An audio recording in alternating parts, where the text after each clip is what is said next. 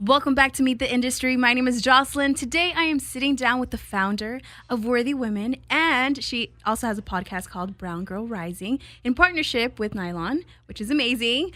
Audrey Bellis, how are you? Hi, thank you for having me. I have to say it is so nice to be a guest on somebody else's podcast and not be the one hosting it. Right. Is it weird? No, it's not weird. I actually was very used to being on this side of the table for the longest time until we started the podcast. And now I'm like always on the other side. And I'm like, oh, it's so much better being the guest. Right. You don't have to do research. You're good. Well, and I've been accused of like talking too much on my own podcast where people are like, you're interviewing other people. You got to share the microphone. And I'm like, well, not why? Here. Not here. This is all you. It's all you. All right. So I have so many things I want to talk to you about because you're basically doing what, obviously I want to do and other women want to do in this industry. Okay. So let's start from the beginning, though. So after you went to school for psychology.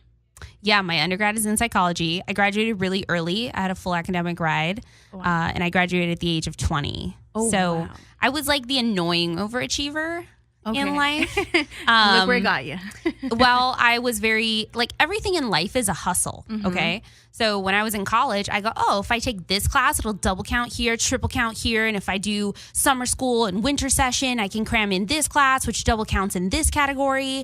And I graduated at the age of 20 with my 4-year degree in an impacted major. Right? That's not one you're supposed to finish early. Yeah. And on top of that, I transferred over all my APs from high school. So I graduated in 2 years. Man. And so when my friends were dicking around, and I worked full time, by the way, 40 hours a week. Oh, wow. On top of it. There is no way that, I'm one of those people who says you can do anything. Right. It's just a matter of how you choose to prioritize things and how you are smart about it. Right. I mean, I honestly, when I went to my final exit interview, my counselor was like, how did you do this? And I was like, here's the matrix. You should present this to everybody. It's very easy. So did you had a strategy? Did you have the strategy going in, or you just figured did you know it was a strategy? Actually, no. In fact, I went to my freshman orientation and I was very confused because nobody else in my family went to college. I had a couple older cousins that also went to Cal State Long Beach, but they weren't sharing their wisdom with me. And I just felt like I was on this path alone. And I went to the orientation and I couldn't figure out what I needed to register. I was so confused. And I said, well, I know I need to apply for a major. I knew I wanted to be a psychology major. That wasn't a question. So I sat down one weekend. In fact, I remember this. I went motorcycle riding with my dad in the desert, and I had my program and then the class list, and I was supposed to register when I got back on Monday. And I said, all right. And I went through and I read the program, and it tells you, if you want to graduate here in psychology, here's all your requirements. And I was like, well, this class is only offered in the fall. This is only offered in the spring. So for sure I need it now, which means I'm going to need it if I do this for the fall, then I'm going to need this in the spring. And what are the things in between that I can do? And then I started looking at the point system because you needed 240 credits to graduate. Right. And I was like, well, this is this many credits. And if I do this and I do that, this counts here and it counts there. And this counts towards my major, but it double counts towards this elective. And I was like, and I've always been a numbers person. I'm like, shit, everything in life is a racket, right? You can manipulate anything. And I sat there and I went, I'm going to beat this system. And quite frankly, that's been the key to my success in everything that I've ever done. I'm always like, what is the system and how can I beat it? That's crazy because a lot of people I really don't know of anyone that finished in 2 years. 2 years. That's crazy. I was 20 years old when I graduated. And in fact, I remember getting so blitzed. I got so drunk for my graduation party.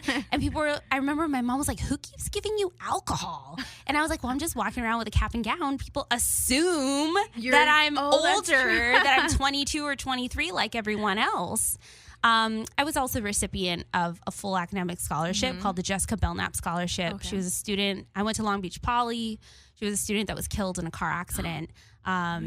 She was hit by a school bus. Her car that she was in was hit by a school bus, and her family decided to set up a scholarship 1 year for every year that she was alive, 16 years, for somebody to go to Cal State Long Beach, which is where she wanted to go. So one student a year receives this, full 4 years paid for. I was year number 4 to receive it and the first one to graduate. Wow. So what are the odds, right? You're the last one to receive it in the... Well, on the 4th year. The first group of us. So I was year number 4, but years 1, 2, and 3, year 1 should have been graduating with me. No, he had like 2 more years to go. He was a 5-year senior. Like, oh my God. So for them, it was a big deal. And then they saved 2 years worth of college tuition to be able to put back into the endowment for future students as a result. So that was very humbling. So that's crazy. I want to know, like, what did you, I mean, you finished so early. Like, I feel like at 20, you really don't know what you want to do. So what did you do right after? So I'm one of those people where I think I've always known what I want to do in life. Okay. I just needed to dominate the world, basically. I heard about that sandbox. Yes, my sandbox. I was going to be the dictator of my own sandbox. And so what I did afterwards was the company that I was at, I had an opportunity to step up into an ownership role. Mm-hmm. So I went ahead and did that. I had some great sweat equity, and the money that I had saved personally by not having to pay for college, I used as a buy-in. I then got engaged to the very wrong person. We had a big broken engagement that left me like 6 figures in debt. That's crazy. I don't recommend that.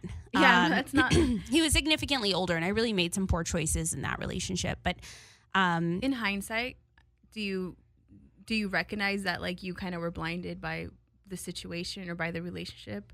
Oh, I absolutely was. And, quite frankly, I don't think I ever wanted to marry him. Mm-hmm. And I don't think he ever really wanted to marry me. He looked at me and saw dollar signs. And I looked at him and I thought, well, this is just the next thing you do in life. I went to school.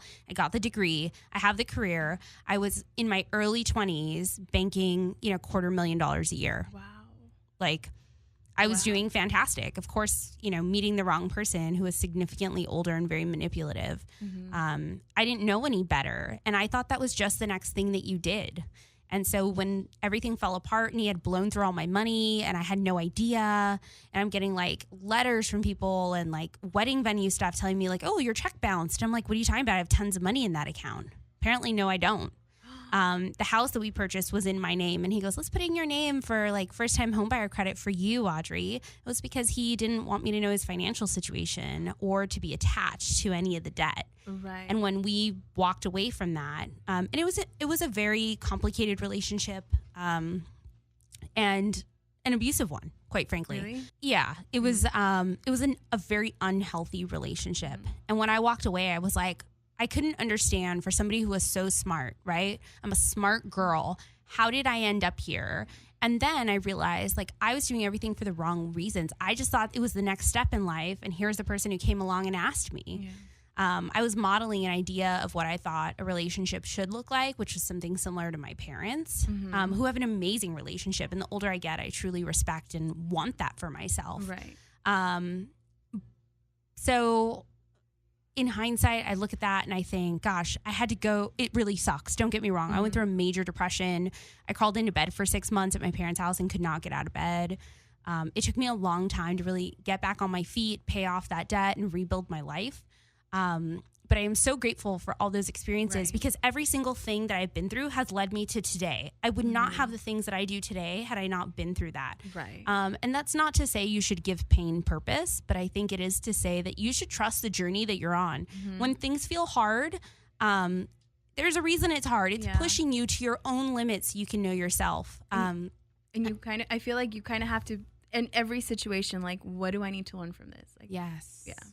I often tell people that I lived like this Shawshank Redemption style experience. Mm-hmm. If you remember that movie at the end, he goes, I swam through a river of shit to come out clean on the other side. And I go, that's how I feel. You're like, words to live by. Yes, I went through some shit and I literally came out clean on the other side, right? Redeemed, better than ever, proud, and something that I don't, a lot of people are like, oh, I wouldn't talk about those things. And I'm like, why? I have nothing to hide. Right. I went through some shit. And you know what? I wouldn't have gone through those things had there been people in my life to say, you're making wrong choices. Yeah. You're making choices that are unhealthy and destructive. Mm-hmm. Nobody in my life, when I was going through that depression, came to me and said, it's not normal that you've been in bed for 6 months and you've stopped paying bills and you literally can't function. They were all like, oh, it's Audrey. It's just a phase. She's going to get over this. She always bounces back. She's always the one who does everything. Nobody knew how to help me because I was so damn self-sufficient and independent. That's the problem when you're too strong. People, like when you're weak, people think like, oh, she'll be fine. You're not a human. You know what I mean? Mm-hmm. In that sense. So how did you get yourself out of that depression? 2 things happened. My dog, Tapatio. Mm-hmm. And Brene Brown. Brene Brown. Brene Brown. Yeah. So Brene Brown had this TED Talk that hadn't quite gone viral yet. And it was about shame and perfectionism. Okay. And I saw that TED Talk and I thought, oh my God, this is my problem. I thought I did everything perfect and it didn't work out right. So therefore I must not be worthy of love and belonging. And I go, no, that's not true.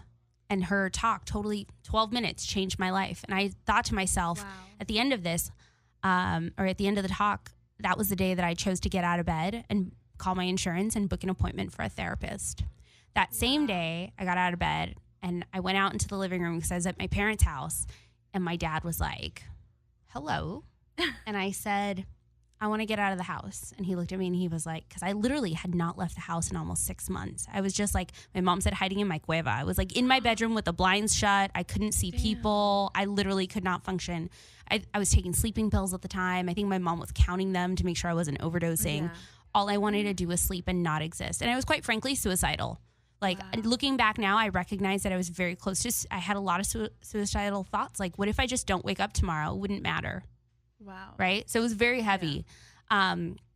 I got out of bed and I told my dad, I was like, I'm in the mood for some French fries. And he was like, yes, let's go get French fries. And there's this place near my parents' house. My parents live in North Long Beach. And so this place is in Paramount. It's called Tam's. Oh my God, I know about Tam's.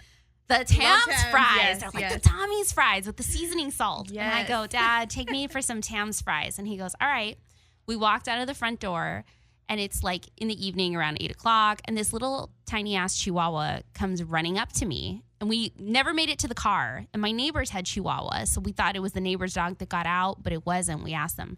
He was starving. Aww. He was very skinny. All his bones were showing. He had fleas. And I hate little dogs. Like, if I saw a little dog, I'd probably punt them. Like, much less a little yappy-ass one. But this dog, there was something about him. And dogs don't like me either. And he ran right into my arms. And I turned around, walked back into the house with the dog. We never got the fries. I bathed the dog. And then my parents wouldn't let me, like, not keep him, right? Because they were like, oh, she's been kind of depressed. Like, whatever makes you happy right now.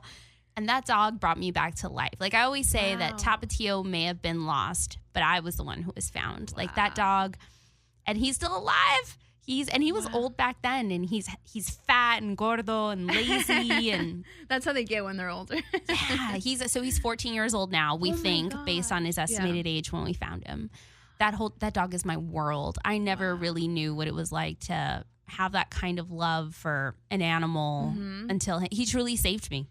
That's crazy. And I keep telling my mom every year, I'm like, this might be Tapatio's last year. He's so old. And I'm like, what am I going to do when he dies? I need that You can't dog. get another one because it's like, I mean, you can, but it's not the same. It's different. Yeah. So Tapatio's he's my sidekick. That's crazy. You know, it's so crazy, like timing that you left that day and that day he was like. He found me. Yeah.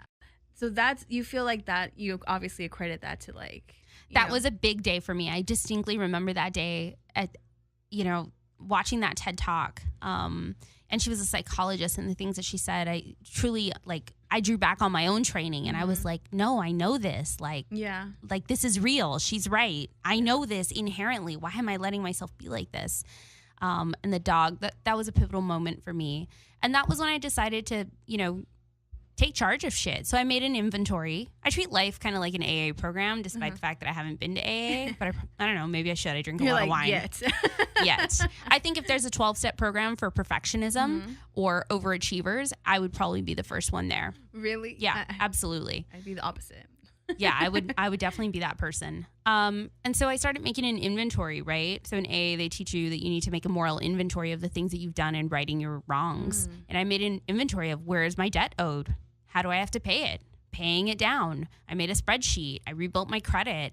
I started my business. I owned an online boutique called the Bella Bambino, which I later sold. And I said, all right, I'm just going to figure this out. Here's how much money I need to make today, tomorrow, this week. I didn't know how to code, I couldn't afford to pay somebody to build a website for me. So I stayed up at night and I learned to code in the middle of the night and built my own website. I didn't have a storefront, so I had to sell things online. I got really good at social media. I Twitter stalked people, buyers. I used to cold call. I had no shame. I just knew I needed to move on from point A to point B, and I needed to really clean up shit in my life. I had a celibate year And I wrote about this for HuffPost. I did not date or have sex for over a year while I built my business and rebuilt my life. I didn't hang out with my friends. And it wasn't that I didn't want to see people. I just needed to deal with my own baggage. I felt like I couldn't step into a relationship carrying the same shit that I had been dragging along with me, and it needed to go. And the only way I was going to do that was by myself and focused without distraction, because friends would say things like, oh, the best way to get over somebody is by getting under somebody. Let's go out for drinks. Oh my God. And chismosas. Like, girl, we're here for you, but like, what are you going through? That's the worst. Like, none of your business. I'm ready to move on. And so I took a very isolated year. It was a little more than that. It was like 15 months, but it was transformative. We call it my Eat, Pray, Love year, but back then I hadn't read Eat, Pray, Love, so I didn't know I was doing that. And I didn't travel, but, you know, I got my shit together. I took a year. I made it happen. Yeah. So for that, I always say this, like, there's some people there's certain women in my life that I feel are so worried about the men that, you know, they want to keep in their life. And I always tell them, like, man, like, if you focused 100% on your brand, because they're so smart, like, they would do so much, but it's like they can't detach themselves from that. How did you do that? So I'm not a codependent partner. So I look at things and I'm like, screw it. I didn't have sex and I didn't date and I didn't feel unfulfilled. I think women or people in general who are so desperately need to be in relationship are people who are very unfulfilled in their own lives, and they're looking for somebody else to complete them. Only you can complete you. And I focused more importantly on the relationship I had with myself. And I'll tell you what, when I worked on that, the next serious relationship I had was somebody that was in my life for 3 years. I call him Big from Sex and the City. Right, because I did some writing and he was very tall and he was the big in my life. But I think what ends up happening is, at least for me, like, Big came into my life because he was so attracted to who I was and who I'd become. And he got to see a lot of this journey, right? He saw me build my e-commerce business. He saw me sell it. He saw me start up DTLA and Grid 110, which is a nonprofit fashion tech accelerator, 2 projects with the mayor's office. And in fact, here's an interesting story. I started Worthy Women when he and I ended our involvement in each other's lives. I distinctly remember reading this article by Brian Reeves, who's a relationship coach and lifestyle blogger. And the title of it was Choose Her Every Day, Love Her or Leave Her. And I read that and I turned to Big and I said, it's not that you're not choosing me, it's that I'm not choosing myself in this relationship. It felt very much like my broken engagement towards the end. And I said, the relationship I need to work on is with myself. So I started Worthy Women because I wanted to know what it meant. And I said, I must not feel so worthy, right, of love and belonging if I'm still repeating these same mistakes in my life. And so I started Worthy Women really from my own issues, things that I had passions about and I wanted to explore. They say to teach is to learn, and I needed to learn. And so I did. And here I am. Worthy Women's going to have the anniversary of its 2-year anniversary of our first event this August 26th. And it has brought me to a life I couldn't have imagined in my wildest dreams. And I'm in a relationship now with somebody who's the man of my dreams. And I truly feel that he was brought to me. You know, this is somebody who's seen my whole journey. But more importantly, he's seen the woman that I've become, and he's attracted to who I am. And he came out of left field. I would have never realized that would be a relationship I was going to be in if you asked me a year ago today. When you truly focus on yourself, you know, the things and you lift your vibration, somebody else's higher vibration is waiting for you. And you have to have trust in that. And I know sometimes it feels lonely. All right, go have some fun, hook up, date, explore people. I also, in closing, think it's the way that we approach dating. A lot of people approach dating as like, well, how many dates is this? And am I your girlfriend? And are you going to take me to meet your parents? And what is the next step? And why haven't you added me on a Facebook relationship? Let's take the Instagram photos so everyone can see us. You will never see a photo of me and my boyfriend on Instagram. I know there is. We have no public stuff out. And it's not because I don't enjoy, like, I don't sit there and go like, oh, I wish I could post this. Sometimes I want to. But it's nobody else's business. Right. Our relationship is ours, and we both lead very public lives that I love that this is the place for us where it's just us. And then people are always going to say things. They're anyway. analyzing it. And quite frankly, my romantic relationship is nobody else's business. Right. And for other people that are trying to show it off, you're showing it off because you want attention. Right. Again, why do you need that attention? Like, or you should just be sharing. Yeah. Or like, there is quick little story. There was this one girl that would post her fiance all the time. They ended up breaking up, and it was like a really bad breakup. And it's like, see, like you were just overdoing it. Like just be cool. But Just I have enjoy people. it. Yeah, I have people that I think my Instagram is mostly like my brand and me and stuff. Yep. And I'll share some pictures of my husband every now and then. But if I don't, people are like, are they still together? Like, I've literally gotten that before. Oh, so yeah. You're smart by not sharing Well, I get people that don't realize I'm in a relationship. Right. And they're like, wait, what? We thought you were single this whole time. And I'm like, all right, like I'm some nun over here. I mean, it is what it is, right? There's some stuff at some point that we'll probably share when we hit some of our like larger milestones, like when we get married and things like that. Right. But for now, I like that I have some things that are still private. And going back to worthy women, I love that you said you started this when you didn't really feel super worthy, and you kind of taught yourself. Oh, you know what's interesting? Smart. People always ask me, they're like, oh, you must feel so worthy because you just talk about worthiness all the time. You must just have figured out life. That's not true. Yeah.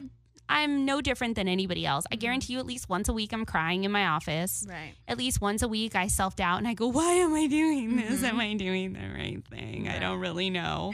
I have bad days. I have good days. I self-doubt. I have, a support system in my life who are very proud of me, but they don't really get what I do, right? Yeah. And so they're like, I don't know, Mija, like, I don't know what do you tell people you do? We tell them you play on Twitter. And I'm like, that's not what I do. I do real things. Or like I've heard responses like, oh, Mom, I do a lot of, motivational speaking for, corporate companies. My mom goes, le estás vendiendo aire. Like, she's like, you're selling them like pipe dreams. And I'm like, no, I'm not. This is real psychological things, Mom. I have a degree in psychology. And she's like, Mija, that sounds like something white people would pay for. And I'm like, and they do, actually. Right. So you sit there and you're like, oh, Mom, you can't say that. Number one. But number two, it's also like those things make me wonder, like, am I making an impact in the world? And the truth is, I know that I am because I hear it from my audience members. And I'll tell you what, and I've said this many times before, but worthiness is a very heavy word. You literally cannot use the word worthy without wondering how it applies to you. Right. Are you a worthy person? Are you a woman of worth? And what does that mean? Secondly, no one can tell you why they are worthy until they've told you about a time when they weren't and how they got there, which means we hear a lot of shame stories. And most people's sense of unworthiness stems from some type of trauma. So trauma that has happened where somebody told them they weren't enough. They were too fat. They were too skinny. They weren't pretty. They weren't accepted. They felt unworthy of love and belonging in some way. They abused themselves to numb, or they have been abused by others. And oftentimes sexual abuse is a very big reason for where people's addictions come from in how they numb. And I can't tell you how many times I've heard from worthy women audience members who come up to me later and have said, you're right. I went to an event. I heard you speak somewhere, and I've gotten sober. I made the decision to change my life, and I now go to AA. I go to NA, and I'm sober, and I am living a sober life without shame. And I can talk about how I used to numb because I didn't feel enough. Wow. And that is like, I listen to that and I see that and I sit here and I go, I am making a difference in lives. That does make a difference. And much of the worthy content is centered around a typical 12-step type experience. I think everybody's in need of some type of 12-step program. And again, like I said, when they make a program for perfectionists, overachievers, and work addiction, I will be the first one to sign up because there truly is a sense of people that have to overachieve because they don't feel enough in life. Right? They're not just happy. They're always seeking something more. Like just to keep them filled in that little thing. And it's crazy because I feel like especially in like the Latino culture, I don't think parents mean to do stuff, but I was just talking to Zaida, how my mom would always be like, your brother's so smart, Mija. Your brother's so smart. and she'd be like, see, you need help, but your brother's smart. And like, she never told me I was smart. So I legit never thought I was smart. I was just like, oh, I'm just, like the funny one or whatever. And it wasn't until recently when someone was like, oh, wow, you're so smart. And I'm like, I'm smart? Like, you know what I mean? Like those little moments, like my mom has no idea that she didn't do it on purpose. Right. But, it's just like you said, it's a trauma, even though it's not like a big one, but it's like it is. It's an internalized belief, right? That that you don't have. And I think with parents, and here's something I've really learned with my own. I'm a first generation child. Your parents truly love you the only way that they know how. She didn't mean to inflict trauma. It's probably all that she knows because that's how she was raised. Right. And she thinks she's doing the right things. And for us as adults and who we are in our lives, our job is to learn better, to expand our horizons, and to not do that to our children. And to educate when you hear that on, okay, thank you for saying that, or I understand why you've said that, but that can be shaming. And I've had those conversations like with my mom where, she'll say something offhand and I'll have to turn to her and say, Mom, that's really shaming to me. When you say that, here's how I feel. Here's how I internalize this. Please don't say those things. Or maybe you're trying to say X, Y, Z. Here's a way that you can say that. That's a more effective way of communication. Yeah. She hates that. And I'm like, tried to be not so subtle and give her psychology books. Like, here you go. Maybe you should read this. This TED Talk. Oh, yeah. Yeah. That kills her. But I think truly, like, for me, the older I get, I have to be more aware of that and not internalize it, but also how do you educate around you to say, that's not okay to say. Yeah. Right? Yeah. Like, even my mom, like, now she'll, like, I love that you were saying how your mom was, like, kind of doesn't really understand what you do. Right. My mom's like, why don't you just get, like, a real job? I'm like, oh, yeah, my parents are still waiting for me to get a real job. Right, like, because I had all the potential. And, like, actually talking about that, during your journey, like, to being like your own boss and all that, did you ever think like, man, you know what, I'm gonna just get 9 to 5? Like, this is too hard. No, never. I have always been unemployable. I look at my life and I think how do I say this without sounding like an egotistical maniac? Like, do it. I honestly look at the world and I think there is nothing I cannot achieve. I have been through shit like you would not believe, and I've always come out on top because I know myself and I know my determination. Right. I have made dollars out of 15 cents over and over and over again. And I sit here and I go, that hustle is deep. And why would I build that for somebody else when I could, one, build that for myself, and two, I'm at a point where I sit here and I go, unless something, very different changed in my life and I absolutely had to. And there's nothing wrong with having a 9 to 5, right? No, I think it's the attitude that you bring to the world and how you show up in it. But I knew for me, I very much needed to feel like I was in charge, I suppose, right? I had natural born leadership skills, and those were things where I felt more comfortable. And so why not create an environment for myself where I'm going to thrive? Right. And actually, I saw that you said that in the beginning, you kind of struggled with feeling like you had to do everything. Like you had to be like controlling. And I feel like I'm like that. So help me break away from that. Like, how did you get over that?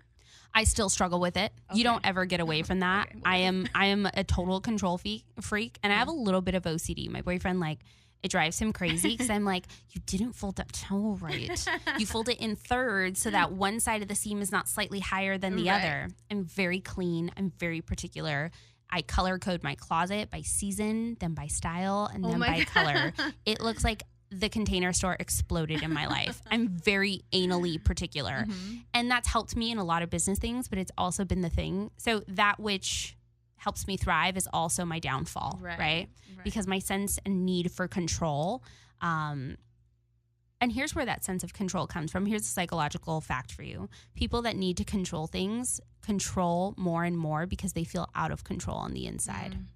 So they have to control things outwardly, right? Yeah.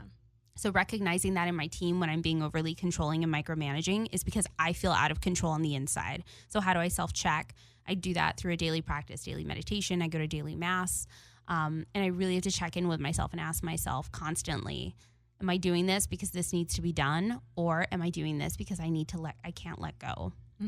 Letting go means finding the right people and training them. You have to teach people how to do this and trust that you've taught them and that they can do it. Don't get me wrong. There's some people that you can't teach because they just can't do it. Right? There's a difference between having the skill set. I think you can't teach people enthusiasm. You can't teach people work ethic. Either they have it or they don't. And to have pride in your work. Right? Yeah. So it has to be people that believe what you believe and want to further that mission. I've made very poor hiring choices and I've made some great ones. I mean, you just learn with it. You just got to go with it, right? Yeah. And you can't be stuck on this is when you make a bad decision, just don't keep making the bad decision. Don't keep investing in mistakes. Once you realize it's not working, cut it. Relationships, all things. And I had a mentor tell me this. He goes, why do you want to keep investing in the same mistake, Audrey? Do you enjoy throwing away money? And I was like, no, you're right. And that applies to all things. When people don't work in your life and it's done, cut it. A lot of people like to drag it along. Like, maybe no it'll fucks work. given. Maybe no, it'll work. Nope. I do not. And think of it that way. Why do you want to ask yourself, am I investing in the same mistake over and over? And once it was framed to me that way, I was like, no, I'm unwilling to invest in the same mistakes. Yeah. No, you're right. Yeah. And then right now that you were talking about like a daily mass, I know like the most successful people have morning rituals. Oh, yeah. How do you feel? Like, what's your take on morning rituals, and what is your morning ritual? So I get up at 4 a.m. every day. Oh, my God. What time do you go to sleep? Like 9. 8:30ish. I'm like Cinderella. I turn into a pumpkin. And I'm like a little kid. I get very cranky at night where I'm like, I'm tired. I have to go to bed. Go away. Oh, I wish I were like that. Yeah, I'm a morning person, and I've always been a morning person. So I get up at 4 a.m. I do a daily message from A Course in Miracles. So I read my lesson of the day. I meditate. I go to yoga. I go to daily mass. I walk to the office. I start my day. I do my East Coast stuff. By the time the girls come into the office, it's about 9:30, 10 a.m. Now we do our West Coast things. My day wraps around 4. I typically have evening events and speaking engagements. I'm probably on the microphone 2 to 3 times a week. Those take me till like 8:30-ish. Even my own events, like for the Worthy Women Half Day Summits, our after party is from 5 to 7 so that I have enough time to get home and be in bed by 8:30. That's why they're so early, because I don't do late nights ever. And I was just gonna say, like, ever, like, do you ever like club? I mean, sometimes I do, but I really don't. I'm like not a late night person. So like tonight, I have a friend it's her birthday, and she's like, "Can you meet us at the brewery? We're gonna get there at 9." And I was like, 9 p.m. And I'm like known with my friends. I'm like, no, it's after 8 o'clock. Who goes out in the dark? I don't. Which is funny because you live in downtown, right? I live in downtown, which is like the nightlife. Yeah, and I'm like, I need to go to bed. And my boyfriend's the opposite. He's such a night guy, and he's like, I want to stay up all night. And I'm like, go ahead and do that. I'll see you in the morning when I'm getting up at 4. And he's like, and that was interesting for us because he was like, how is this going to work? Like, he's like, I want you to do these things with me. And I'm like, you don't need me to do things. You go, you do you. I'm going to do me. And where we overlap, we will overlap. And that's great.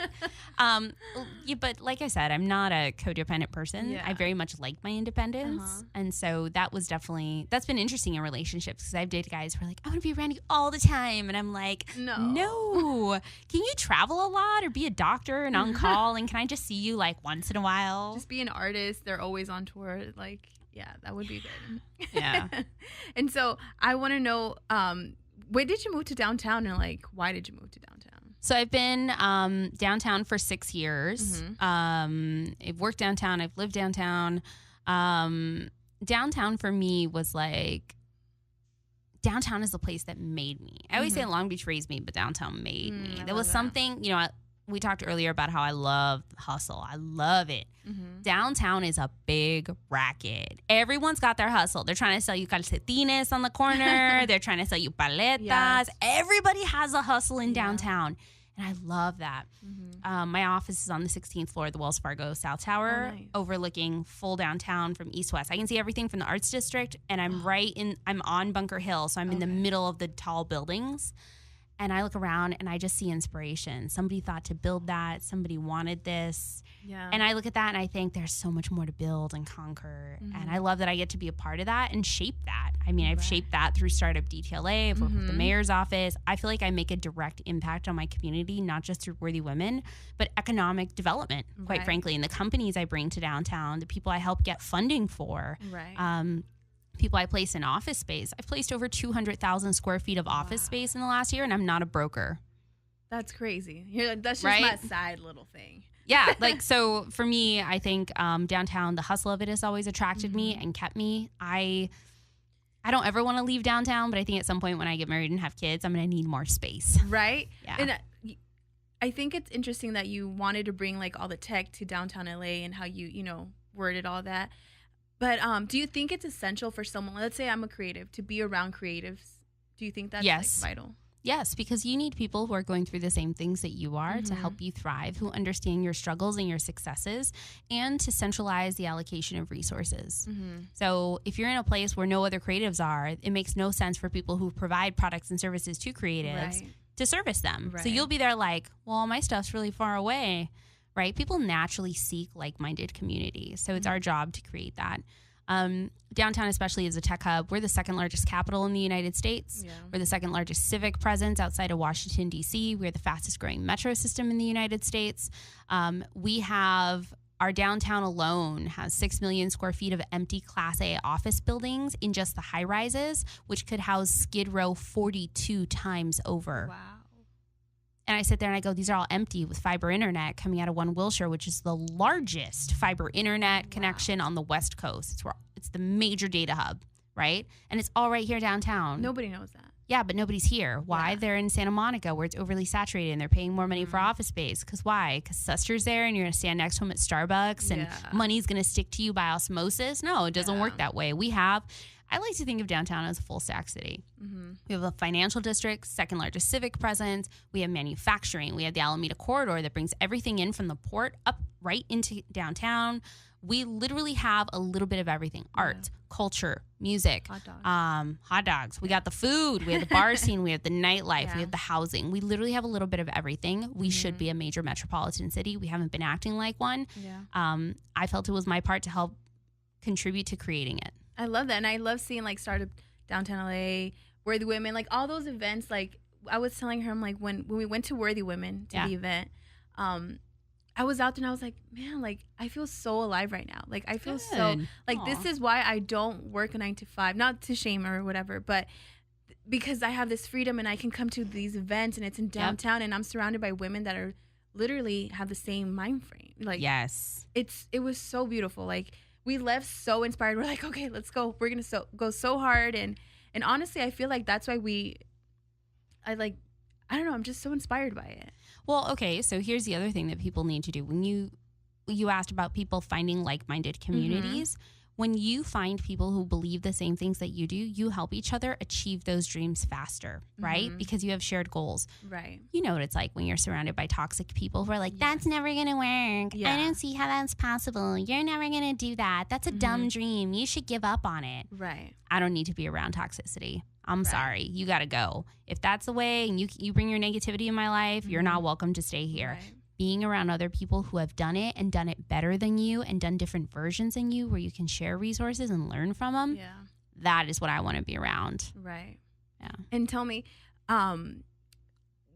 you were talking to me earlier about how Nylon came about. Oh, yeah. And so, like, tell me, like, that's so interesting to me that you literally were just like, you know what? This sounds like a good idea. I pulled that out of my ass. Yeah, like. In a meeting. Tell me. I literally pulled it out of my ass. So I'll tell you how this happened. So I'm going to back up to Christmaka. Okay. So Christmas 2016, Christmas and Hanukkah for the first time overlapped on December 25th. And I'm making and I'm mixed, right? And I come from an interfaith family. My mom's Catholic, my dad's Jewish. So I'm flipping latkes with jalapenos, right? And I'm listening to Too Short and one of my favorite songs, Getting It, comes on the radio or comes on Pandora. And he has this line in there that goes, I'm one in a million, black men rising, try to keep me down, but I always surprise them. And I sat there and I was like, I'm a brown girl rising. I fucking surprise people, keeping me down. And by then, Drake's Fake Love was my anthem for life. And I was like, all right then.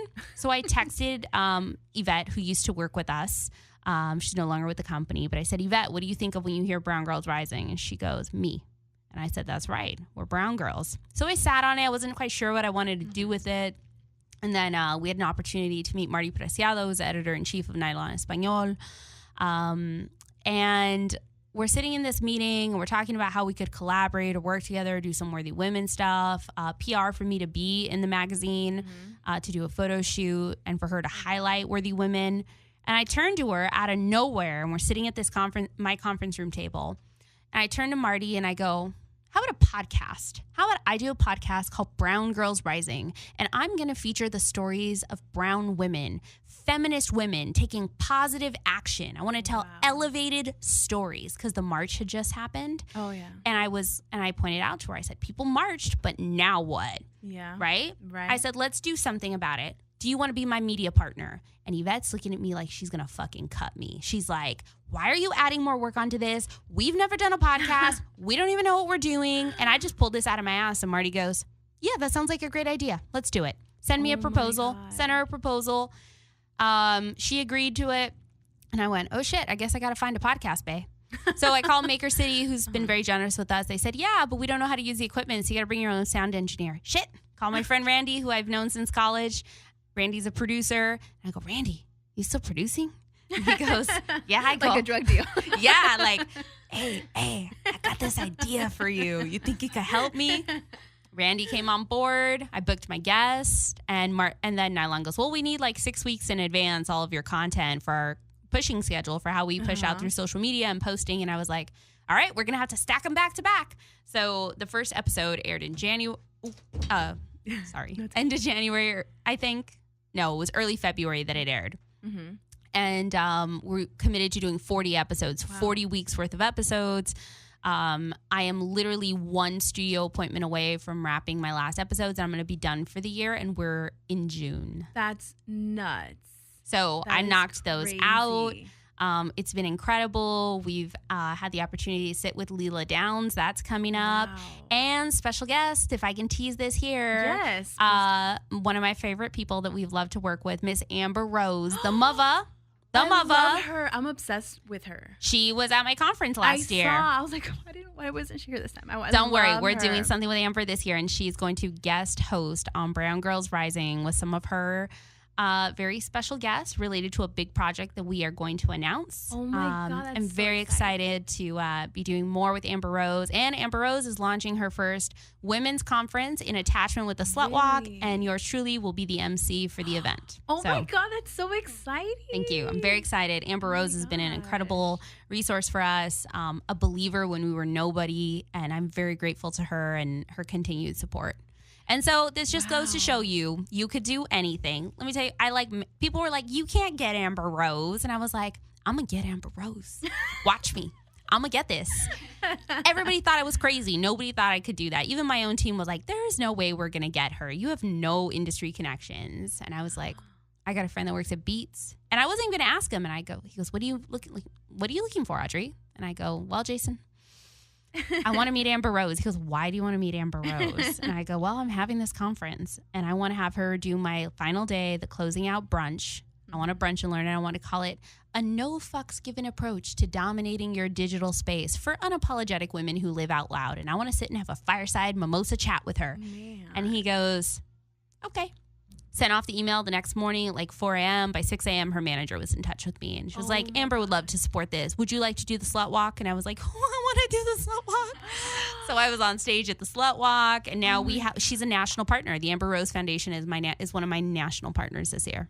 Wow. We appreciate her. Let me tell you, people, you can do anything. If I could land Nylon Espanol by pulling this out of my ass and Amber and all kinds of incredible things, like, you make it happen. Don't let anyone tell you that that's impossible. I got Leela Downs from a cold email to her manager, and I found his info in a press release from 4 years ago. And I was like, I don't know if you're still her manager, but her song with Juanes is basically Brown Girls Rising, and I'd like to interview her about her political and feminism work as a woman of color and a woman in the recording industry. And her manager goes, let me run this by her people. Came back, she's interested. And I was like, oh my God. I go, let me tell you about Nylon. He goes, we're already talking to Nylon for a shoot for our upcoming album. I go, we're in partnership with Nylon. How do we do this together? Let me tell you, people.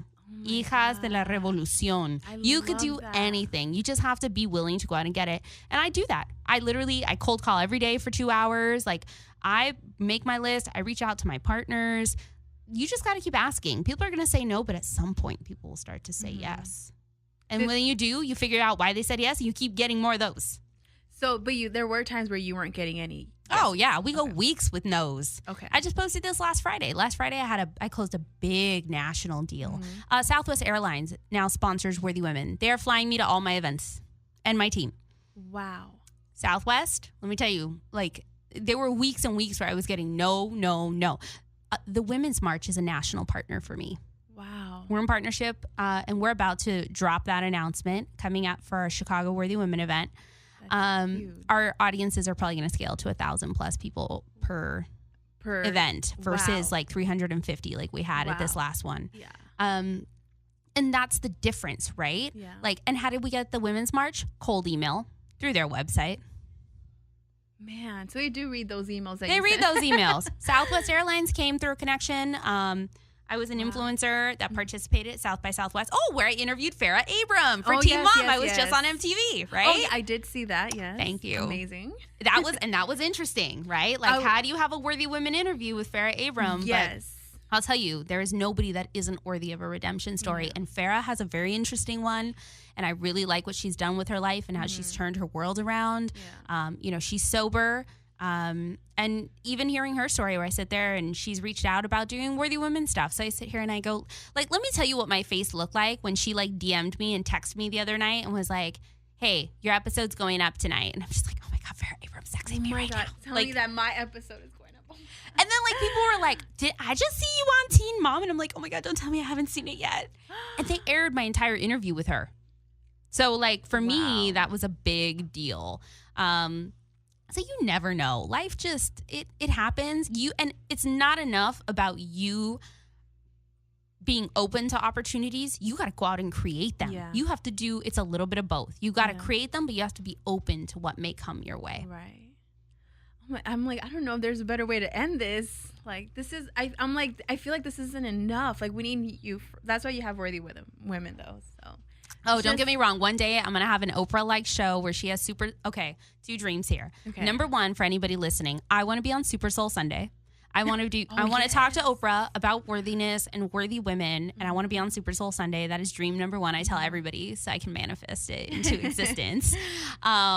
And two, at some point for Worthy Media, we would like to see a show or a channel or some type of digital platform like OWN, where we are able to help share the content across all the pillars, worthy finance, worthy relationships, worthy weddings, right? Worthy business, all the things that we can talk about, where it is a constant stream of that type of rhetoric, and not just from my point of view, but from other people's point of view, because I think that's incredibly important for both diversity and inclusion, right? How do we share different points, but how are we also inclusive of other people? Because the conversation needs to be had. And I think for each of us, it is our duty to continually share that, both our stories and other people's, and create space for other people's, just like you're doing with this show, which is incredibly powerful. Thank you. And I want to know, like, what's the biggest thing? Because you talked about manifesting. So I always, if you talk about it, I'm going to bring it up. Yeah. What's, like, the biggest thing or the most important thing that you've manifested? Or craziness? Worthy women. Really? Yeah, because I said I want to know what it means to be a woman of worth. That was the question that I asked myself. And I said, well, I'm going to go figure that out. I'm going to go find it. And I said, well, what if I do an event series? Nobody's going to come to that. All right, let me just do that. Let me do it for female tech founders because we don't have enough of those. And then I'm in the process of publishing a book called Dirty to Worthy. And I said, and my publisher was on me about building an audience. And I go, well, why don't I call it Worthy Women? Because that's the question I'm asking myself. And Dirty to Worthy is, my hashtag that I use for me of my own redemption story. But maybe that's applicable to other people. I did the first event. It went viral. We kept doing it. People kept coming. We've never done any marketing or advertising, by the way. That's just Eventbrite, Facebook, and my email list. That is crazy. Right? And look at, you were there. You saw how many people. Yeah. And so for me, every time I walk into Worthy Women events or experiences, I'm always incredibly humbled. And quite frankly, this last one, when I got the photos back, I posted this on my Instagram. There's one particular photo that Marlene, our photographer, shot, and it's me standing at the front, and it's a sea of women, and I'm giving opening remarks, and I cried when I saw that photo because I thought, I don't know when I became this woman, but I am so proud of her because I still think I oftentimes still see myself as the girl that's spending 6 months in bed, who can't quite cope with life anymore. And I sit there and I go, I don't know when I became this woman or when this happened, because you get so stuck looking at the shit, thinking that you're still fighting. Right. And I have a good friend that told me this. She said, you've been fighting for so long, Audrey, you don't realize that you've made it. Yeah. And that was that photo for me. That was a big deal for me. I looked at that and I cried. I was very humbled by that. Thank you so much for being here. Honestly, I truly I can relate to you in the fact that you're, Latina and you love hip hop. And I love that. I'm like, I've never met anyone in media that I can be like, I feel her. You know what I mean? So thank you. Shout out to you. Also, because you posted Nas Ether. No, it wasn't Ether. It was Live at the Barbecue. Yeah. My favorite line. I was like, oh, this is my BFF. She just don't know it yet. I love Nas. All right. Well, thank you so much for being here. Please come back anytime. And then keep us updated on your Instagram, which is Audrey Bellis. I'm at Audrey Bellis on Instagram. And I always link to all of our business stuff at Worthy Women LLC and at Brown Girls Rising.